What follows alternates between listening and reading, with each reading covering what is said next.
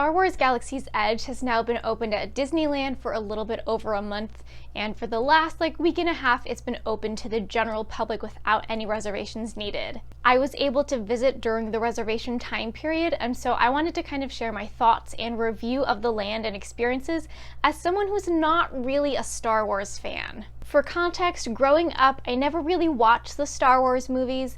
I know I saw Revenge of the Sith when it came out in movie theaters, and I definitely saw the end parts of Return of the Jedi when they're on Endor. Since The Force Awakens came out, I have seen all those movies because I've been with people who wanted to see them, and it was only a week or two before my Disneyland trip I decided to actually watch the original trilogy and the rest of the prequels, just to kind of have a better sense of knowledge and understanding of things. You know, kind of to see how integral having that knowledge of the Star Wars movies is to seeing the land. So now, even after having watched all the Star Wars movies, it's still just really not my thing. As I've mentioned in other videos, I'm much more of an Indiana Jones person. Indiana Jones were the type of epic action adventure movies I'd watched growing up, and just in general, I'm not too big into sci-fi. So I feel I'm a little bit more representative of the average person who's at Disney, kind of enjoys going to Disney for the Disney stuff, and then is also going to want to check out the new Star Wars land because that's the new, cool, exciting thing. So I was curious what the experience was going to be like, because with Pandora at Disney's Animal Kingdom, people really loved the land. It still is super popular, even though there's not really much of any cultural attachment to that movie. So I was hoping that's kind of, what an experience could be like in Galaxy's Edge, where even if you don't have an attachment to this, you can still be amazed and wowed by the land. And I can say that is more than true. Star Wars Galaxy's Edge is unreal. It is so detailed. You're so deeply immersed in this theming. You really do feel like you are on this otherworldly planet. I had debated whether or not I wanted to watch vlogs of people there at the opening, or just go in and be totally surprised. But of course, because I just watched so many Disney videos, I couldn't not watch all the vlogs of people being there. And it turned out to be totally okay because it gave me a better sense of the land going in and the layout. And also, you have no idea of the actual sense of scale and that sense of being there until you're actually there. So I've heard some people say, oh, the pictures don't look that impressive, it looks cool, but, but I don't think anybody could say that after having been there. It's every little bit of detail and the sense of scale is just mind-blowing. I'm a geologist, so the first thing that I did was I ran up to the rockwork there, which most of the rockwork are supposed to be these giant petrified tree spires. And I was just flipping out because it looked so real. There was just so much detail that I feel just even the visuals and soaking in the land is an attraction in and of itself. And so the land's name is actually Black Spire Outpost, which is on the planet of Batuu. So it's not a place in the Star Wars universe like Tatooine or Endor that's been explored in the movies and the characters have visited there. It's a wholly new place designed for the land itself that they're kind of working into the Star Wars universe. And I think that actually makes it better for the people who, like myself, aren't that into Star Wars, don't have that much familiarity with the movies, because you're not supposed to recognize these places exactly. It's this more grander sense of being just transported into this other universe. And they do it in so many different ways with just all the visuals around you, even the droid tracks that are in the pavement, and then also the sounds there. In the main area, there's just these constant ship sounds moving by, this hustle and bustle where it feels like a spaceport. So I actually went with my friend Sarah, who is a really big Star Wars fan and really loves the movies, and she almost kind of wished it had been set on Tatooine because she loves that in the movies and she wanted to be in that specific place. So I think it was a little bit of a bolder choice to create its own new place here. And that's one of the things that I think makes it work so well as a land, because people who do really love Star Wars can feel immersed like they're in this universe. And then people who aren't so into Star Wars, you know, it's not supposed to be things that they necessarily have to recognize. They still get to have that same unique immersive experience. So like I said, just like experiencing and being in the land itself feels like an attraction, but they of course have like the other set things to do in the land. I kind of break it down to you where you've got your merchandise, you have your customized experiences, your food and beverage, and then your actual attraction. So with the merchandise, there's a few different locations spread throughout the land where you can buy different things. They have an area in the Resistance Forest where it's all Resistance themed merchandise. They have this marketplace where they have all these small little stalls. In the Droid Depot there also is a full little store there, obviously specified to droid things. There's Doc Ondar's Den of Antiquities, which has some kind of higher value items, a bit more collectible type things. And then they also do have a whole First Order store, which is definitely my least favorite store, and I'll kind of get to that. So with the merchandise, there definitely is some cool stuff, but it definitely is geared more toward people who really are into Star Wars and like the Star Wars characters. I don't need anything that has like Rey on it or like Resistance on it, or I don't need like a little plush character toy. So I feel like the merchandise in general is most enjoyed by people who are into Star Wars. My favorite place was one of the stalls in the marketplace called Jewels of Bith, because that had all the Black Spire Outpost merchandise. So merchandise that's referential to the land itself. And so that's the only place that I bought items from. They have a number of other places in the marketplace, like the Toy Maker store. You can go to the creature stall there, or you can go to like the Black Spire Outfitters. The marketplace was visually so stunning, but those store stalls are so small. I feel like that was a really big miss, because they could have made them like just a little bit bigger and still have that sense of intimacy, because if crowds really do pick up, it's too small. I can definitely see this being more of a problem in Disney World, where I feel like there is going to be more of that surge of crowds. There really is just only room for like a handful of people in these merchandise stalls at a time. And I have no idea why they didn't just make them like a little bit bigger, so especially like people in wheelchairs can move through more easily and you can fit more people inside to buy more things. But that was my primary spatial critique. That was the only place in the land that felt a little bit too small. Everything else is so nice and expansive and big. But another problem with the marketplace is that they have the Black Spire Outfitters, where you can buy things like Jedi robes or Sith robes, things that cost like $120. But Disney classifies them as costumes and they won't let you wear them in the land. So it's not at all like in the Wizarding World, where you can buy a Wizarding cloak and wear it there. You can buy this super expensive Jedi robe in the land and they won't let you wear it there. I feel like Disney either needs to change and allow people to wear those robes in the land so they can live their Star Wars story like Disney so says, or just don't sell them. I feel like with the outfits that the cast members wear, if you're like, you know, kind of in a Jedi robe, you're not going to be confused with a cast member. It's not like too costumey. So I feel like that more authentic clothing type merchandise is also a bit of a miss. But the merchandise that I felt the weirdest about was the whole First Order store. There's like this whole First Order area with Kylo Ren's ship. And, you know, it's all First Order merchandise and like propaganda type stuff. And it just feels a little bit too weird. Obviously, the First Order and Stormtroopers have a lot of Nazi type vibes. And it's just a little bit weird, especially having it set in the land itself. So also in this whole First Order area, there's almost always Stormtrooper characters that come out and interact. And so like when they've had Stormtroopers in the regular park itself, like say in Tomorrowland, it feels okay because it's just in Disneyland Park. But when there are these Stormtroopers around, you know, in Star Wars land, like set in this universe, that's where it just feels a little bit, you know, off and weird again.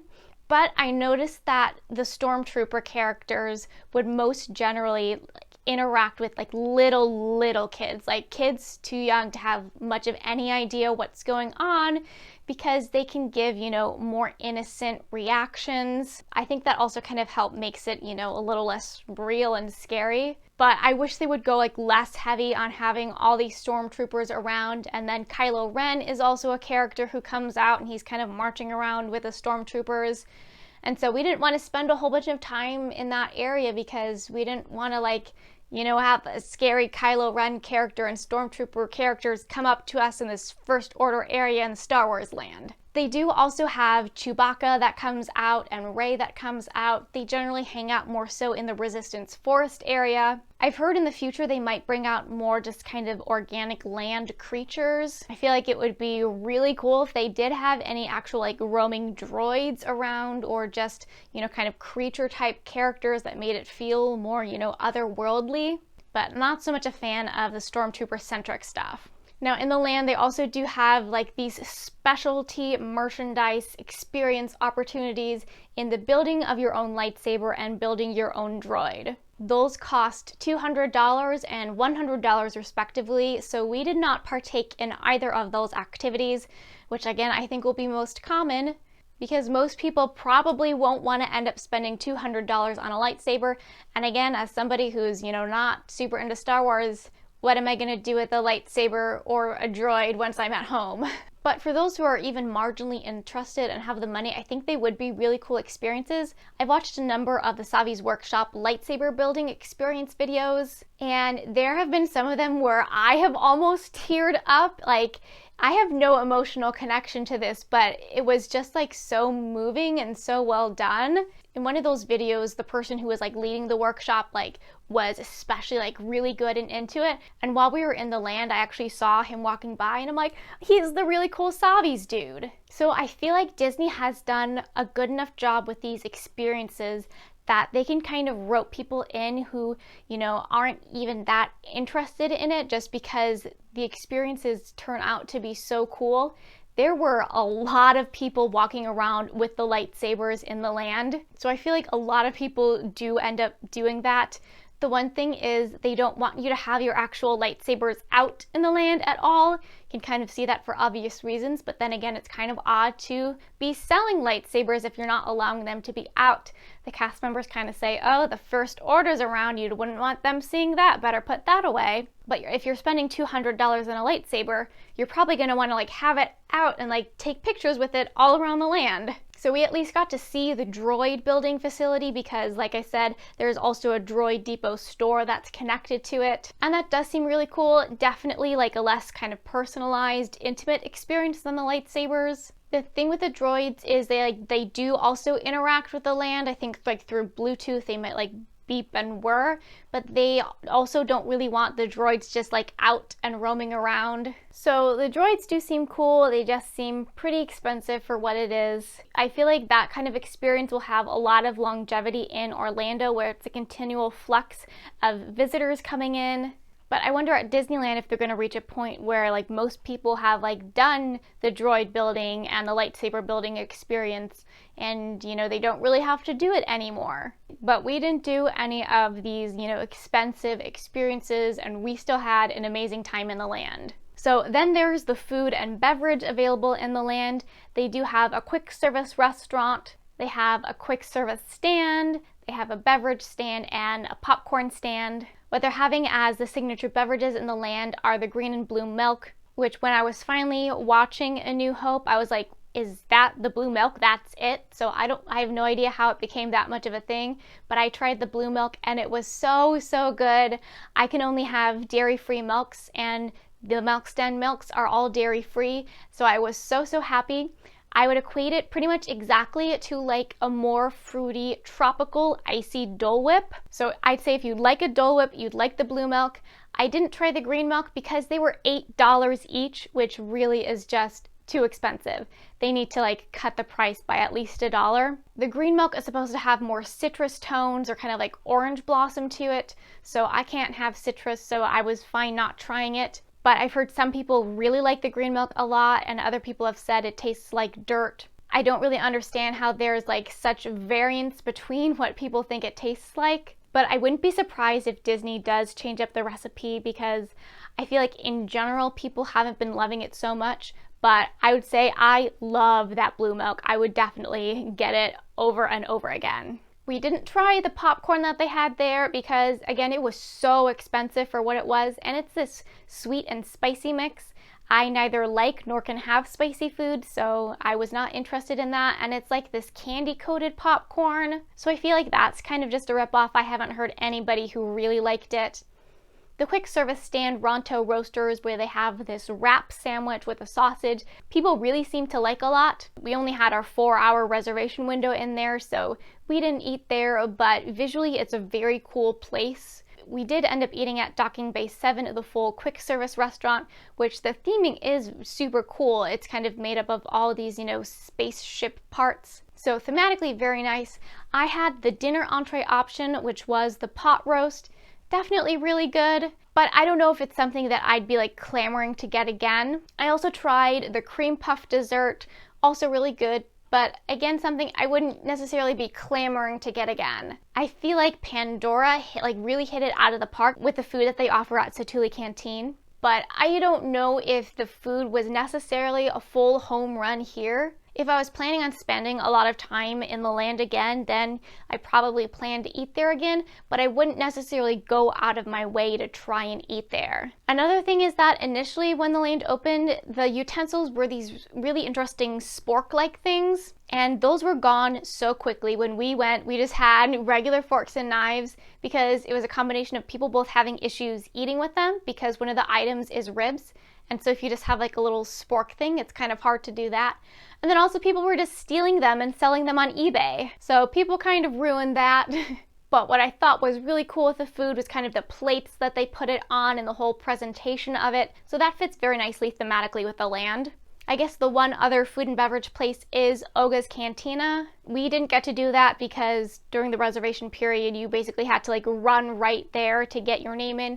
Now they're taking actual day of reservations, so it's a lot easier to get in. So that's something that we really would have liked to experience, but it was just too exclusive to get into, if that makes sense. It's probably another place that Disney could have made bigger so they can fit more people inside.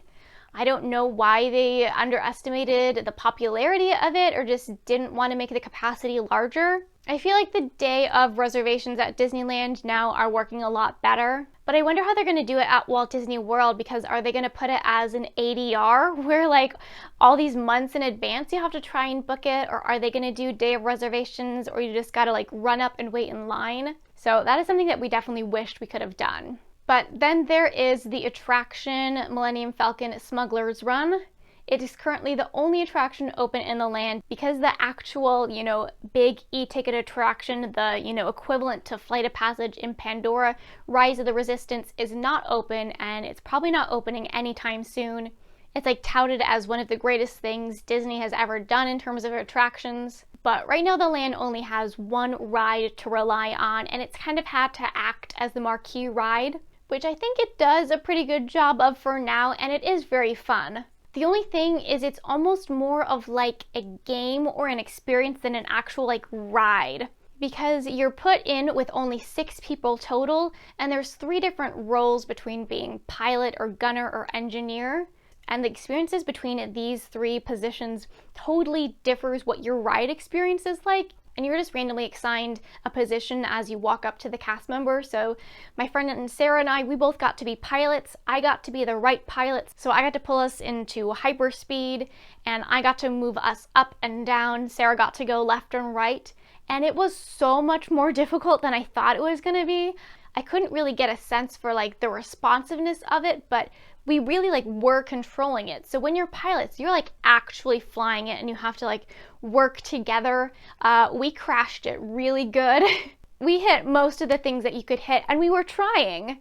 So it's very fun, but I almost feel like it's a little bit too difficult.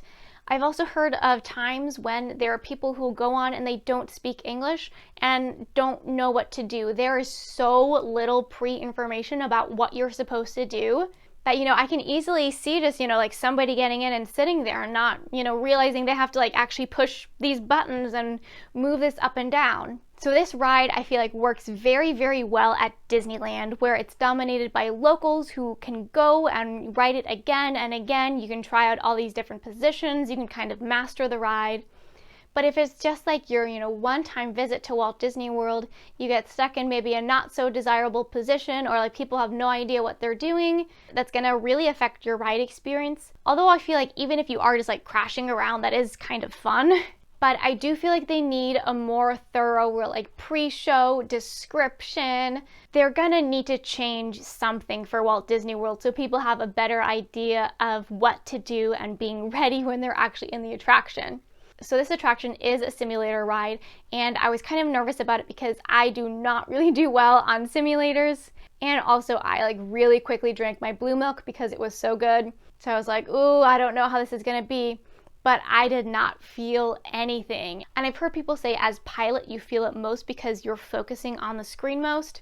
I thankfully did not feel any type of motion sickness. I can't say that this will be the exact same for everybody, but like Star Tours for me, it's like I can go on it once, I gotta focus on the animatronic and not so much the screen, and I'll be okay. But this one was no problem for me at all. So the one thing I haven't gotten to yet, and what we didn't really have the time to experience and take advantage of, is that you can use the Play Disney Parks app on your data pad or phone as they call it, and really explore the land.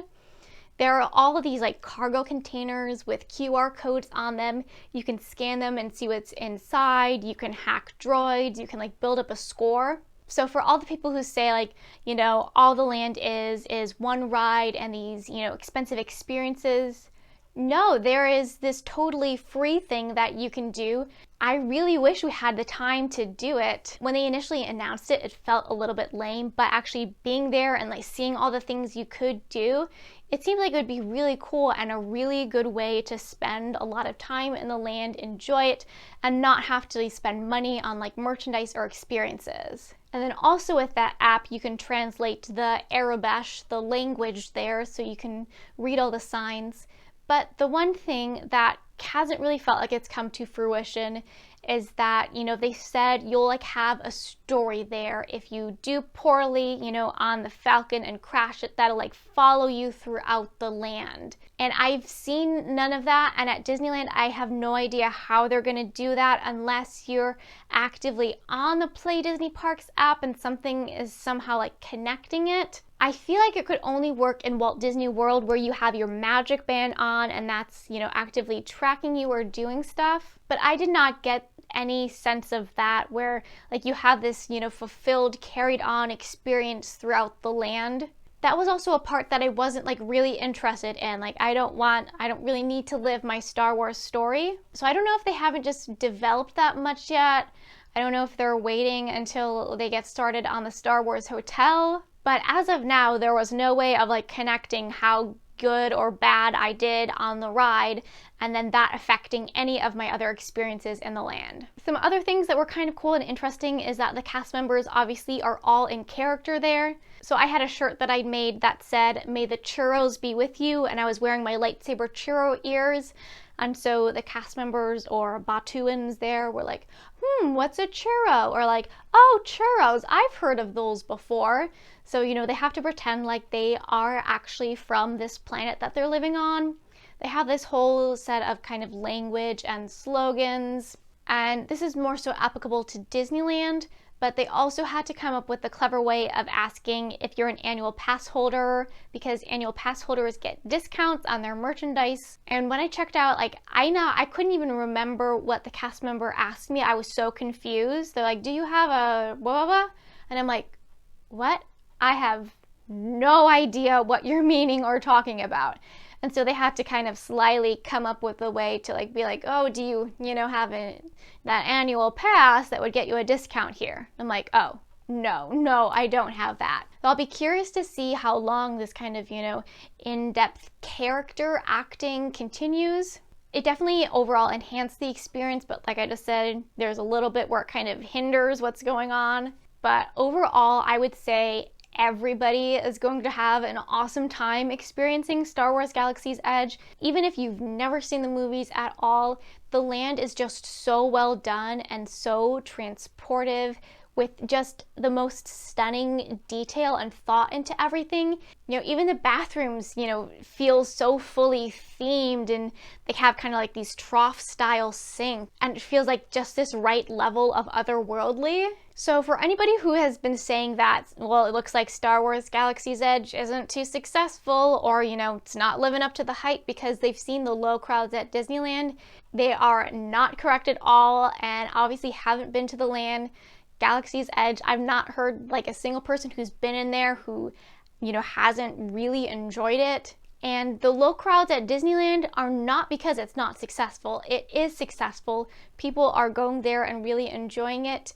I feel like the largest contributor is that Disneyland has blocked out the vast majority of their annual pass holders.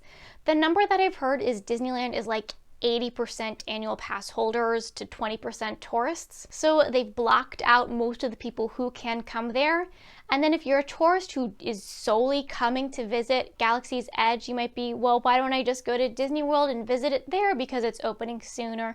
Why don't I go and, you know, and wait until Rise of the Resistance, the other attraction, opens? So it really is just that Disneyland is not, you know, tourist driven. It's so much more dominated by the locals, and the land by no means has been empty. I feel like from the crowd levels I've seen, things have been really good. The land is big enough and there's kind of enough to do there where people can disperse out. I also think the only day they had to do their virtual queue to get into the land, or their boarding groups, was the first day it opened to the general public.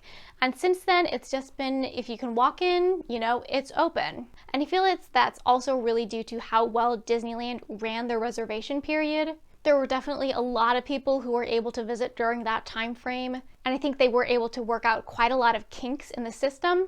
But it's totally up in the air how it's going to be at Disney World, because they're not doing any type of reservation system.